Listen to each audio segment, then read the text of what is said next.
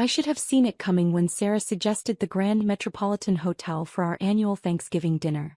The same Sarah who'd spent the last 5 years reminding me at every family gathering that I was the practical one, not the brilliant one. The same Sarah who'd become a pharmaceutical sales rep and somehow convinced everyone this made her the family success story. "Are you sure you can afford this place, Emma?" she'd asked when making the reservation, her voice dripping with false concern.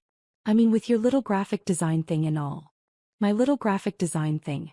That's what they called the freelance work I'd been doing since college. What they didn't know was that the freelance work had been a cover story for years now.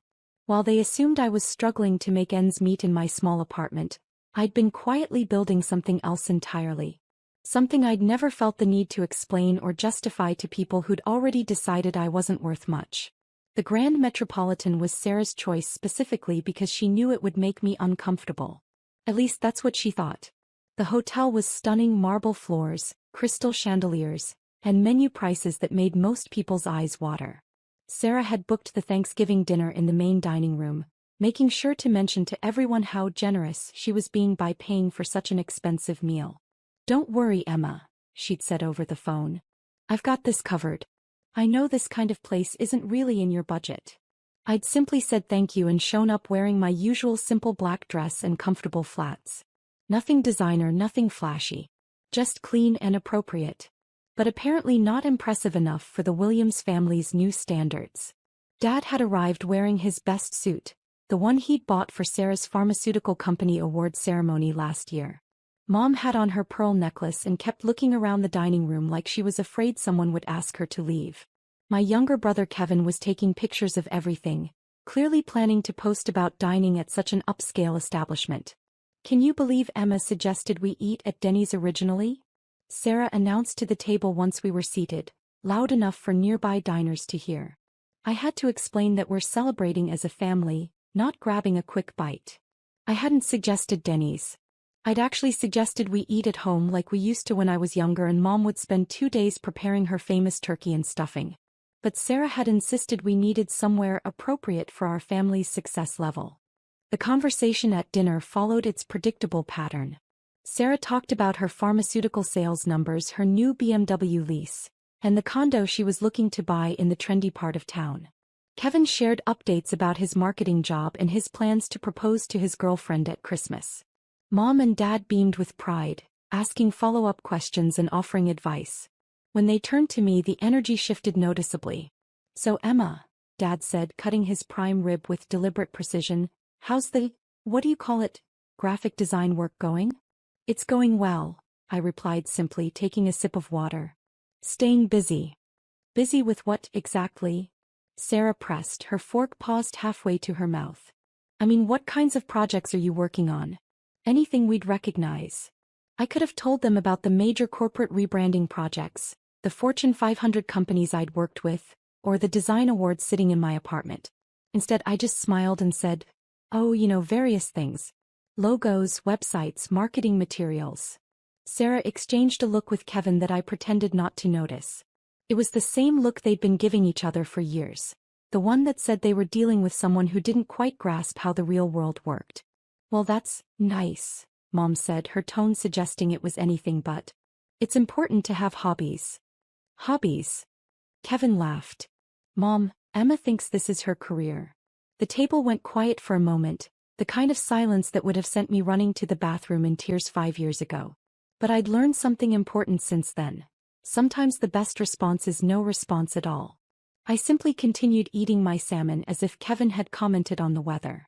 "I mean," Sarah jumped back in, apparently uncomfortable with the silence, "there's nothing wrong with doing design work on the side. But at some point you have to think about stability, right? Real income, benefits, retirement planning." She gestured around the restaurant's opulent dining room. "I'm not trying to be mean, Emma, but look around. This is what success looks like. This is what happens when you make smart career choices." Dad nodded approvingly. "Sarah's right. You're 29 now, Emma. Time to think about getting serious about your future. Maybe we could help you network," Sarah offered, her voice taking on that patronizing tone I'd come to recognize. "I know some people in marketing who might be able to get you an entry-level position somewhere. Nothing fancy to start with, but you could work your way up." Entry level. At 29. After running my own business for 7 years. That's very kind, I replied, keeping my voice steady. I appreciate the offer. Kevin was scrolling through his phone while eating, periodically showing the table photos from his Instagram story. Check this out, he said, holding up his screen. Look how fancy this place is. My followers are going to think I'm living the high life. You are living the high life, Sarah corrected. We all are. Well, most of us. She didn't look at me when she said it, but the meaning was clear enough. The conversation drifted to other topics: Kevin's promotion prospects, Sarah's pharmaceutical company's expansion into new markets, Mom and Dad's plans to renovate their kitchen. I contributed when appropriate, asked the right questions, and generally played the role of supportive family member who was appropriately impressed by everyone else's accomplishments. It was when the dessert menus arrived that things took a sharper turn. Oh my God, Sarah gasped, looking at the prices. $14 for chocolate cake? That's insane. The whole meal has been expensive, Mom admitted, looking slightly uncomfortable. Sarah, honey, are you sure you can handle all this? Sarah straightened up, clearly pleased to be positioned as the family's financial savior. Don't worry about it, Mom. When you're successful, you can afford to treat your family well. Right, Emma? She looked directly at me and I could see the challenge in her eyes. This wasn't really about dessert prices. This was about establishing hierarchy. This was about making sure everyone at the table understood exactly where we all stood in the family pecking order. Right, I agreed mildly. I mean, Sarah continued, warming to her theme, you probably couldn't afford to eat here on your own, could you? Be honest. The table went quiet again. Kevin looked up from his phone. Mom and Dad exchanged glances. Everyone was waiting for my answer. I could have told them the truth then.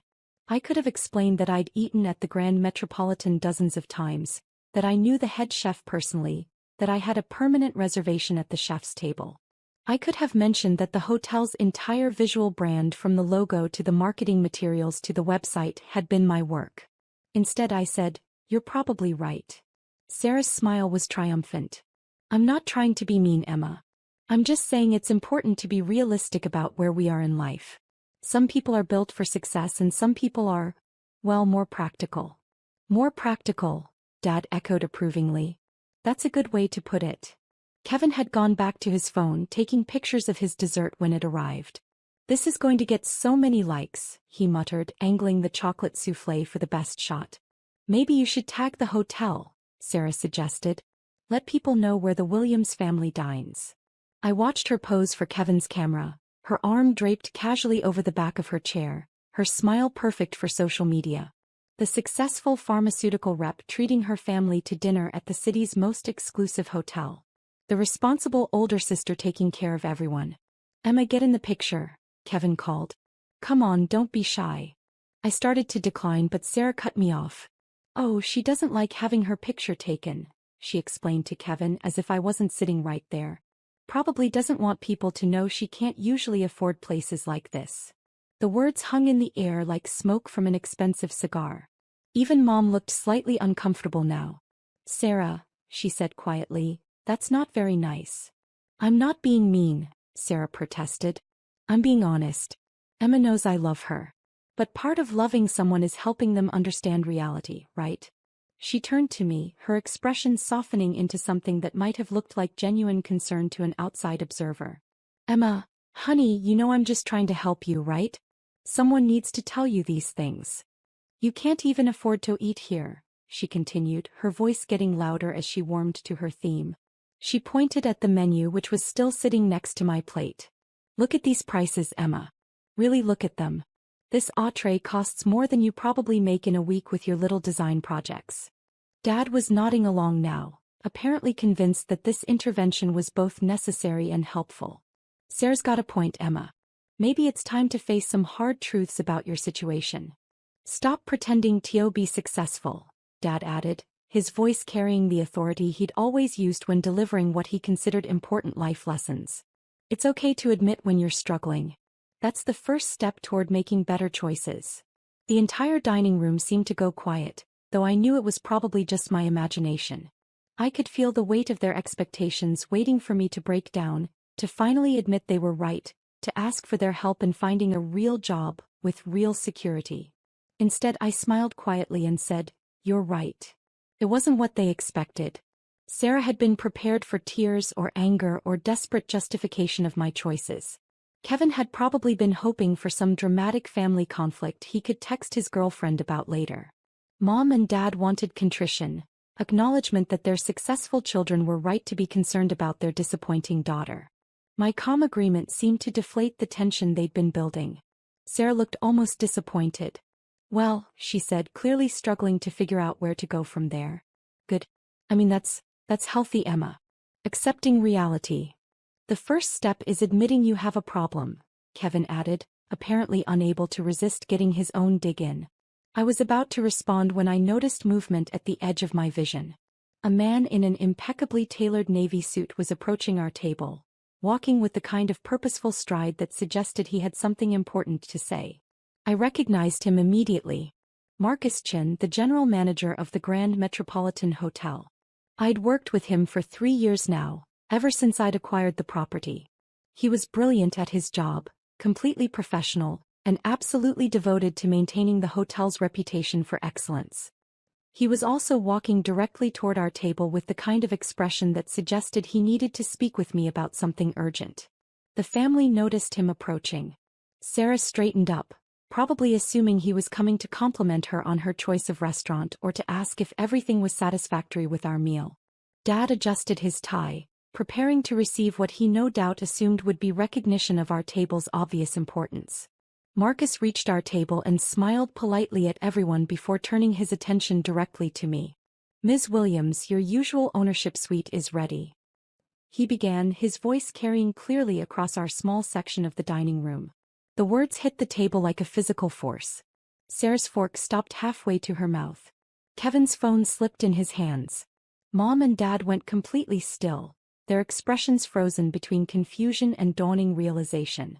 Marcus continued, apparently oblivious to the sudden silence that had descended over my family.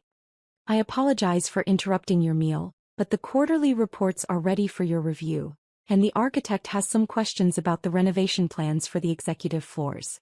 Also, the head chef wanted me to ask if you'd prefer the usual wine selection for tomorrow's board dinner, or if you'd like to review some new options." He paused, glancing around the table with polite interest. "I hope everyone is enjoying their Thanksgiving dinner. Please let me know if there's anything else you need." I looked at my family's faces. Sarah had gone completely pale. Kevin was staring at me like I'd just grown a second head. Mom's mouth was slightly open, her expression cycling through confusion, shock, and something that might have been embarrassment. Dad was the first to find his voice. "I'm sorry," he said to Marcus, "but I think there might be some confusion. You said ownership." Marcus looked genuinely puzzled by the question. "Sir, Ms. Williams owns the Grand Metropolitan Hotel. Has for about 3 years now. She's scheduled to review the quarterly financials this evening, but I can certainly reschedule if family time takes precedence." He turned back to me with a smile. "Should I tell the architect you'll meet with him tomorrow morning instead?" The silence at our table was deafening.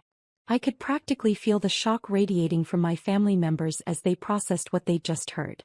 The daughter they'd been pitying for her lack of success, the sister they'd been worried about due to her apparent financial struggles, the family member they'd just finished explaining couldn't afford to eat at this restaurant, owned the entire hotel.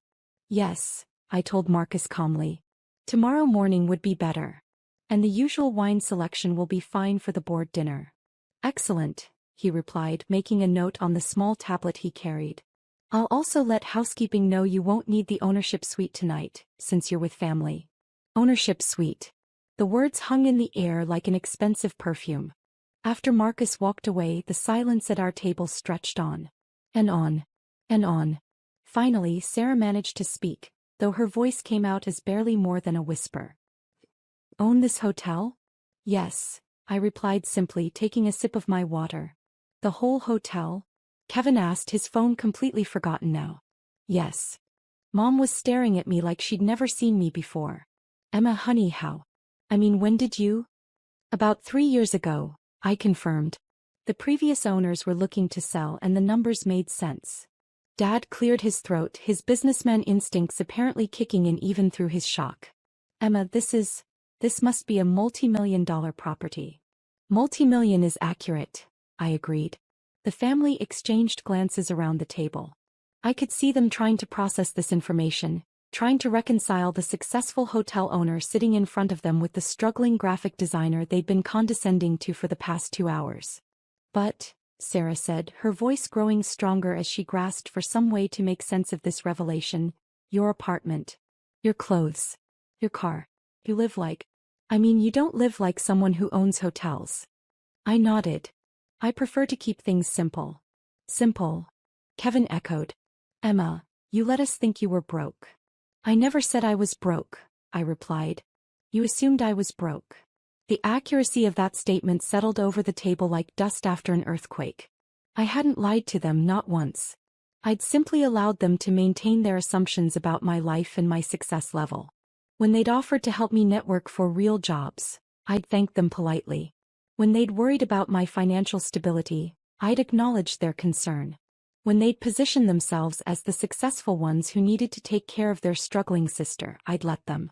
Sarah was looking around the dining room now as if seeing it with new eyes. So when you said you couldn't afford to eat here? I didn't say that, I corrected gently. You said I couldn't afford to eat here. I said you were probably right. The distinction was important, and from the expression on Sarah's face, she understood it perfectly. Dad was running calculations in his head, I could tell. Emma, if you own this hotel, what does that make you worth? Comfortable, I replied. Comfortable, he pressed. Emma, this place must generate millions in revenue. It does well, I agreed. Kevin was scrolling frantically through his phone now. Oh my God, he muttered. Emma, you're on some business website here. Williams Hospitality Group. That's you. I nodded. It says you own 4 hotels, he continued, reading from his screen. And a restaurant group. And some kind of resort development company. The business has expanded over the years, I confirmed. Mom was still staring at me. Emma, why didn't you tell us? It was a fair question and one I'd been expecting for 3 years. The answer was complicated but also very simple. Because, I said carefully, you never asked what I actually did for work. You assumed graphic design was my career and I let you assume that. It was easier than explaining something you weren't interested in understanding. Sarah's face was cycling through emotions: shock, embarrassment, anger, and something that might have been hurt. But Emma, we're your family. We should have known. Should you? I asked. When was the last time any of you asked me a genuine question about my work? Not a dismissive comment about my little design thing or my computer hobby, but an actual question about what I do, who I work with, or how my business operates. The silence that followed was answer enough. Marcus appeared at our table again, this time carrying a leather folder. Ms. Williams, I'm sorry to interrupt again, but the mayor's office called. They'd like to confirm your availability for the tourism board meeting next Tuesday. Apparently there's been some interest in your downtown development project. He placed the folder next to my plate. Also, Forbes wants to schedule the follow-up interview for the hospitality industry feature. Should I have them call your direct line? Forbes. The word seemed to echo around our table. After Marcus left, Dad found his voice first. Emma, you're being featured in Forbes? It's just a small piece about women in hospitality, I replied. Nothing major. Sarah was staring at the leather folder Marcus had left. What downtown development project? We're converting some old warehouse buildings into a mixed-use complex, I explained. Retail space on the ground level, luxury apartments above. The city's been very supportive. Kevin was back on his phone, apparently researching everything he could find about my business interests. Emma, there's an article here about you from last year. Rising star in luxury hospitality. It says you started with one property and built it into a regional empire. Regional empire is probably too strong, I said. But we've done well. Mom was looking around the dining room again and I could see her processing everything differently now. The expensive decor, the attentive service, the other diners in their designer clothes. This wasn't just a nice restaurant Sarah had splurged on. This was Emma's hotel. Emma's business. Emma's success. I need to ask, Sarah said, her voice carefully controlled. What you actually make? Roughly. Because I've been sitting here talking about my pharmaceutical sales job like it was some kind of major achievement, and now I find out my little sister owns hotels. The question hung in the air. I could see that the answer mattered to her, that she needed to understand just how dramatically she'd misjudged the situation. Last year, I said carefully, the business generated about 42 million in revenue. Revenue. Not profit but revenue. Even so, the number hit the table like a thunderclap. 42 million, Dad repeated slowly. Revenue, I clarified. Profit margins vary by property and season. But even the clarification didn't diminish the impact. They were looking at me like I was a completely different person than the one who'd sat down to dinner with them 2 hours ago. Sarah was quiet for a long moment, staring down at her dessert. When she finally looked up, her eyes were bright with unshed tears. Emma, I'm so sorry, she said. The things I said tonight, the way I talked to you, I had no idea. I know, I replied gently. That's why I didn't take it personally. But you should have taken it personally, Kevin interjected. We were being horrible to you. We've been being horrible to you for years. Mom reached across the table and took my hand.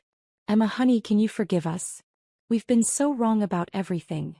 I squeezed her hand gently. There's nothing to forgive. You made assumptions based on the information you had. That's normal.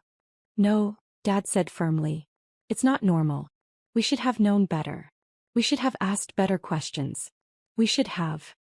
He trailed off, shaking his head. We should have been better parents. The admission hung between us, raw and honest. Around the table, my family was grappling with a complete reversal of everything they'd believed about our relative positions in life. Sarah, who'd positioned herself as the successful one taking care of her struggling family, was sitting in a hotel owned by the sister she'd been pitying. Kevin, who'd been taking pictures to show off dining at an upscale establishment, had unknowingly been documenting dinner at his sister's business. Mom and Dad, who'd been worried about my financial future, were learning that their daughter was more successful than they'd ever imagined. Marcus appeared one more time, approaching the table with an expression of slight concern. Ms. Williams, I apologize for the interruption, but we've had a situation arise. The Henderson wedding party, you know, the one scheduled for tomorrow? They've just increased their guest count significantly, and we're going to need to move them to the grand ballroom. Should I authorize the additional catering and staffing costs? He paused, glancing around the table.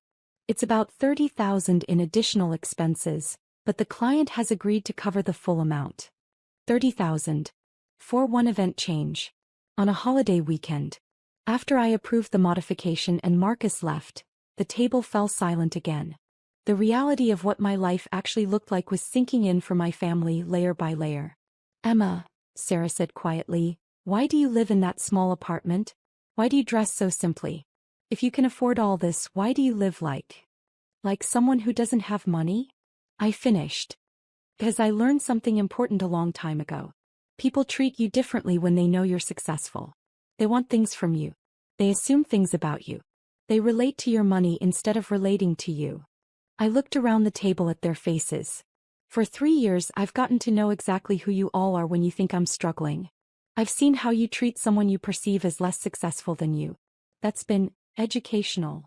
The truth of that statement settled over them like a cold wind. They were realizing that their behavior toward me hadn't been a momentary lapse or a one-time mistake. It had been a pattern sustained over years, based on their assumptions about my worth and my place in the family hierarchy. But Emma, Mom said, we love you. We were trying to help. I know, I replied. And I love all of you too. But love and respect aren't the same thing. You love me, but you didn't respect me. You thought I was someone who needed to be managed and guided and worried about, rather than someone who might have her own path figured out. Dad was nodding slowly. We treated you like a child. You treated me like a failure, I corrected gently. There's a difference. Kevin had been quiet through most of this exchange, but now he looked up from his phone with an expression of genuine remorse. Emma, I've been such an ass to you. All those comments about your little projects and your computer hobby. I thought I was being supportive in some weird way, like I was the successful brother helping his struggling sister feel better about her situation. He shook his head. But you didn't need my help. You didn't need any of our help.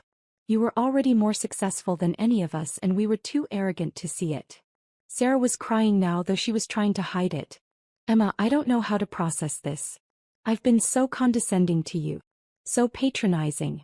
I thought I was the one who'd made it, and you were the one who needed rescuing. You did make it, I told her sincerely. You have a successful career that you've worked hard for. That hasn't changed just because I happen to own hotels. But the way I talked to you, she continued, offering to network for you, suggesting entry-level positions, acting like I was doing you some huge favor by paying for dinner at your own hotel. The irony of that last part wasn't lost on anyone. Sarah had insisted on treating the family to dinner at the Grand Metropolitan to demonstrate her success and generosity, not knowing she was essentially offering to buy me dinner at my own restaurant. Marcus approached the table one final time, this time carrying a bottle of champagne and several glasses. Compliments of the house, he said, beginning to pour. And Ms. Williams, the staff wanted me to tell you that everything has been prepared for tomorrow's board meeting. The presentation materials are ready, and catering has confirmed the menu for the lunch session. He finished pouring and stepped back with a smile. Also, the mayor called personally to thank you for the donation to the Children's Hospital Fund. The check cleared this morning and they're already planning the dedication ceremony. After he left, Dad picked up his champagne glass and looked at me with an expression I'd rarely seen from him, genuine pride mixed with deep regret. Emma, he said, I want to propose a toast. To my daughter who built something extraordinary while we were too blind to see it. And to the family we're going to be from now on, one that asks questions instead of making assumptions, one that celebrates success instead of dismissing it, and one that treats each other with the respect we all deserve. Everyone raised their glasses. Sarah was still crying, but she was smiling too. Kevin was shaking his head in amazement. Mom was looking at me like she was seeing me for the first time. To Emma, Dad continued, and to learning that success comes in many forms, even when we're too foolish to recognize it. We drank the champagne, and for the first time in years, I felt like I was actually having dinner with my family rather than performing the role of their disappointment. Later, as we were preparing to leave, Sarah pulled me aside. Emma, I need to ask you something, and I want you to be completely honest with me. I waited. All those times over the years when I offered to help you, when I suggested you needed a real job, when I acted like I was the successful one who had it all figured out, did you think I was being cruel on purpose? I considered the question carefully. No, I said finally. I think you were being human. You saw someone you thought was struggling and you wanted to help. The problem wasn't your intentions, Sarah.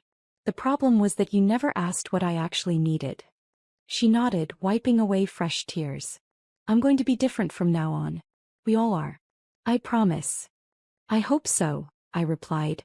Because I'd like to have a real relationship with all of you. One based on who we actually are, not who we assume each other to be.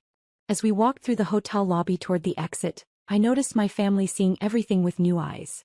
The marble floors, the crystal chandelier, the perfectly uniformed staff. It was all mine. The successful, thriving business they were walking through belonged to the family member they'd been worrying about and condescending to for years. Marcus appeared one last time to wish us a good evening.